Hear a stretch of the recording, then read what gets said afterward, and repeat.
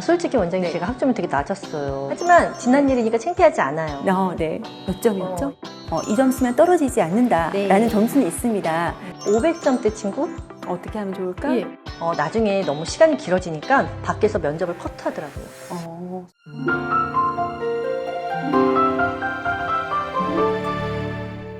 안녕하세요.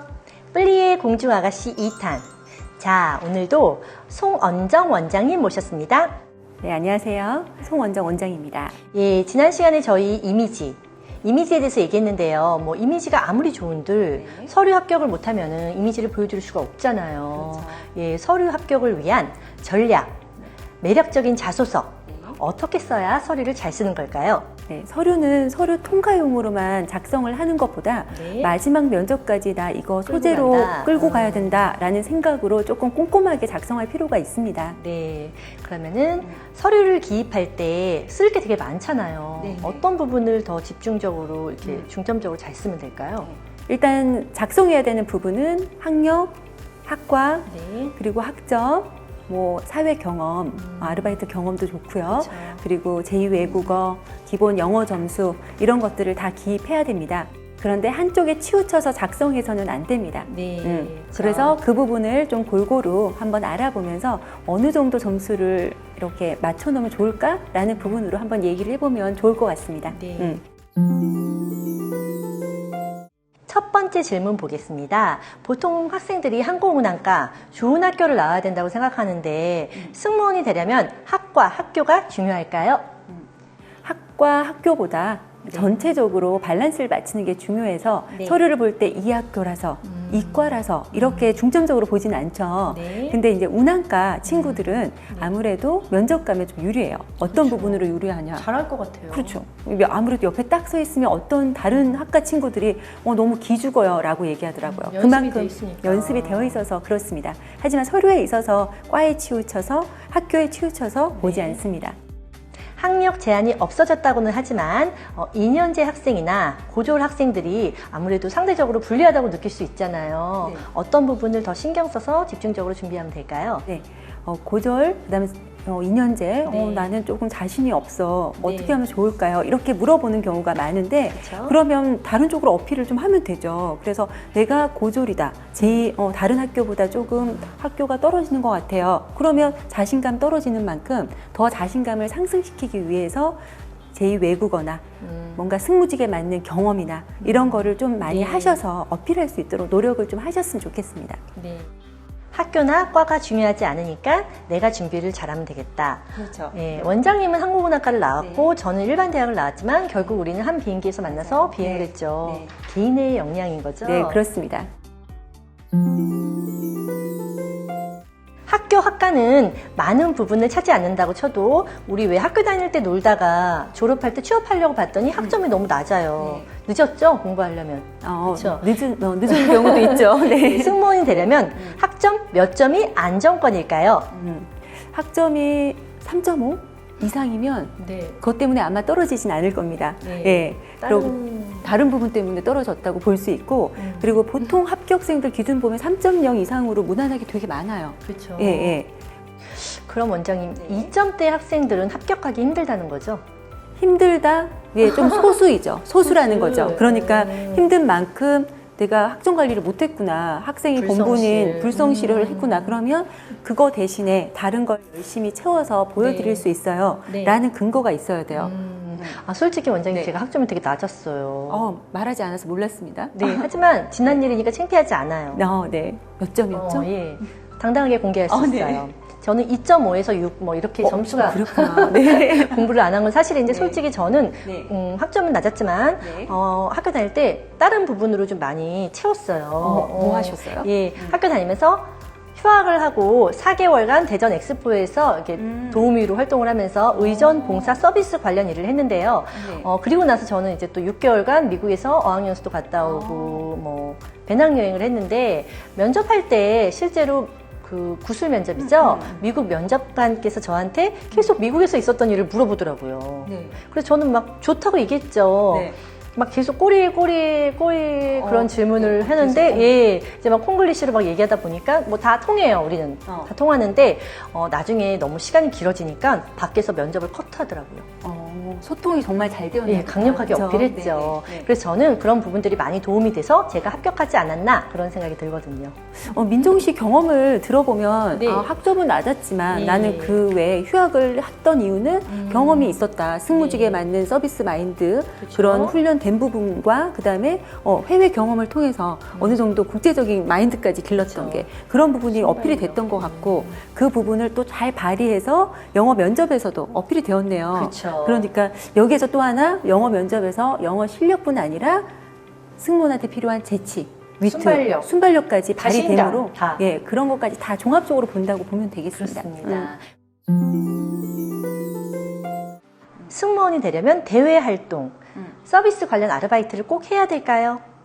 꼭 해야 되는 건 아니죠. 네. 뭐 짧은데 써야 되나? 그렇죠. 그런 거 꼭 있잖아요. 해야 되는 건 아니지만 하면은 아까 민정 씨가 한 것처럼 그렇죠. 뭔가 서비스 마인드나 그런 서비스적으로 기술이 좀 늘죠. 네. 그런 건 좋지만 근데 만약에 짧아요. 근데 기술할 때 어떻게 하면 좋을까요? 이런 고민이 있으시다면 네. 서류에서 대학생인데 졸업한 지 얼마 되지도 않고 이제 졸업했는데 경험이 없죠. 내가 만약에 서비스 아르바이트나 다른 대외 활동이 있다. 좋은 네. 거 아닌가요? 그렇죠. 네, 그러니까 짧아도 기술하셔도 좋습니다. 하지만 근데 경력자, 어. 사회에서 벌써 활동하고 있는 경력자인데 막 계속 1개월, 2개월, 3개월 막 이렇게 계속 옮겨 다녔다. 잠깐, 그러면 잠깐. 어떻게 보겠어요? 이직률이 높으면 아무래도 불성실. 너무 많이 옮기는 거 아니야?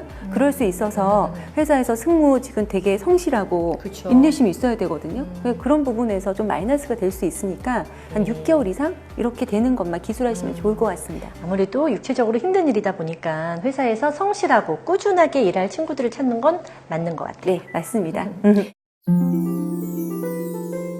승무원이라는 직업이 외국어가 중요하잖아요. 네, 그렇습니다. 예, 그래서 저희 토익 공부하는데 승무원이 되려면 토익 몇 점이 안정권일까요? 토익 점수, 네. 예, 이 또한 이 점수면 떨어지지 않는다라는 네. 점수는 있습니다. 근데 이거는 이제 남자 지원자와 여자 지원자로 분류를 좀 해드릴게요. 네, 보통 550점 이상이면 되는데 남자, 여자 다르다는 거죠. 이제 조금 다를 수 있어요. 왜냐하면 네. 남자 지원자는 너무 많이 경쟁이? 뽑지 않아요. 그러니까 굉장히 경쟁이 치열해져요. 네. 그러니까 치열해지고 있으니까 점수도 더 올라가는 만큼 지금 어느 정도 안정권 남자분들은 850점, 네. 여자분들은 750점이면 그 점수 때문에 아마 여러분들이 떨어지진 않을 겁니다. 다른 근데 것 때문에 떨어진다. 다른 것 때문에. 근데 600점 이상부터 굉장히 다양해요. 네, 그렇죠. 네. 아, 또 여기서 또 할 수 없이 점수를 또 공개해야 되는데. 혹시 또 600점 이상이 아닌가요? 아, 제가 네. 창피하지 않아요. 네. 지난 일이고 저는 네. 그 점수로 입사를 했고 네. 뭐 지금까지 잘 살아왔으니까 제가 500점대였어요. 570점대였는데 네. 점수가 많이 낮았죠. 네. 그때도 500점대 잘 없었어요. 네. 예, 근데 저는 그 점수로 입사를 했고 네. 다시 보지 않았어요, 시험을. 그래서 입사를 했으니까. 입사를 했으니까. 네. 근데 원장 요즘 같은 경우에 500점대 친구 어떻게 하면 좋을까? 예, 붙은 경우가 있을까요? 뭐 붙은 사람도 있을 수 있죠. 제가 모르는 네. 어떤 지원자는. 근데 통계적으로 아니면 제가 많이 합격한 친구들을 봤을 때는 600점 이상이 굉장히 다양했어요.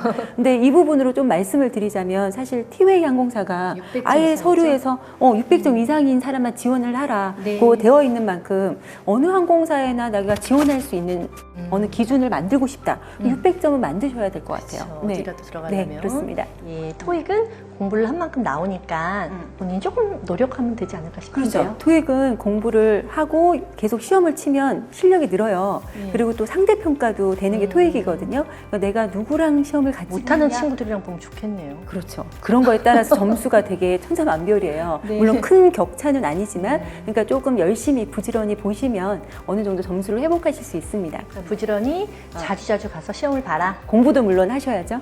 네. 외국어에 대해서 학생들이 계속 많이 하는 질문이 승무원이 되려면 토익 스피킹, OP, 제2외국어가 도움이 될까요? 뭐 따는 게 좋을까요? 안 따는 게 좋을까요? 뭐 당연히 이런 될것 여러 같은데. 가지 몇 점수가 돼야 될까요? 뭐 네. 이렇게들 궁금해 하시거든요. 그리고 당연히 뭐라도 자꾸 채워나가는 부분은 좋아요. 노력한 부분이니까. 그쵸. 그래서 당연히 좋아하죠. 근데 이제 이런 부분에서 점수 기준을 또 물어본다면 토익 스피킹은 레벨 5고요. 네. 5. 그다음에 오픽 같은 경우는 IL 등급 이상. 이면 아시아나 항공은 구술 테스트를 면제를 해줘요. 좋네요. 네. 그러니까 거기에서 되게 유리한 거. 그리고 네. 대한항공은 물론 아니고 구술 테스트는 무조건 보셔야 네. 돼요. 근데 제2외국어 유리한 항공사가 더 많아요. 물론 모든 항공사가 유리한데 네. 요즘 되게 인기가 많은 저비용 항공사들은 주력이 좀 중단거리거든요. 뭐 일본도 가고 중국도 가고. 그래서 그런 부분에서 고객들한테 응대할 수 있는 제2외국어 어필할 수 있으면 굉장히 유리하죠. 아무래도 주 업무가 외국을 나가고 외국인들을 상대하다 보니까 외국어는 필수죠. 네, 예. 원장님 외국 많이 나가 보셨죠? 그럼 비행하느라고 많이 나갔죠. 네, 저도 외국 네. 많이 나가봤는데요. 예. 원장님은 또 유학생과 네. 사랑에 빠져서 네. 과감히 회사를 그만두고 제가 네. 미국으로 간 적이 있습니다. 같이 갔죠. 네. 예, 저희가 비행기에서도 왜 사건 사고가 많아요. 하지만 현지 문화를 몰라서 겪는 에피소드도 많잖아요. 맞아요. 제가 그래서 외국 나가서 살다 보니까 그러니까. 참 문화의 차이를 많이 느꼈거든요. 유럽 혼탕 사우나 가보셨어요? 유럽 혼탕? 예? 아, 시간이 다 됐어요. 아, 그렇구나. 네. 오늘은 시간이 다 됐으니까 다음 시간에 저희 그 유럽 혼탕 사우나 저 혼자 갔다가 서양 남자와 알몸으로 마주쳐서 겪은 일들 그 얘기해 드릴게요. 네. 가셨죠? 말은 안 했지만 지금 얘기하자면 저도 가봤습니다. 네. 다음 시간에 이어서 그 얘기는 네. 계속 해드리도록 하겠습니다. 네, 알겠습니다. 예, 오늘은 여기까지 할게요. 감사합니다.